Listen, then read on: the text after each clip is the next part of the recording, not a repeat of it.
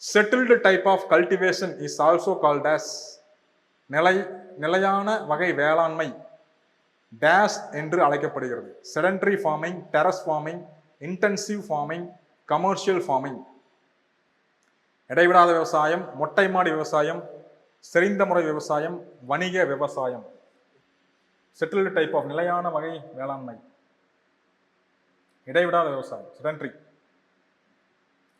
Intensive farming அப்படி வராது, இடைவிடாம செய்யறது. Because you are there, you are got settled. ஸோ இடைவிடாததுன்னா செடன்டரி.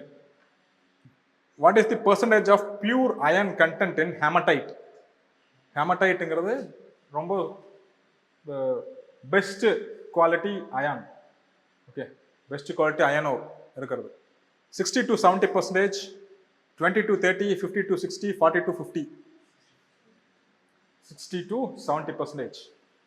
ஹேமடைட் வகை இரும்பு தாதுகளில் உள்ள சுத்தமான இரும்பின் சதவீதம் 60% முதல் 70% வரை.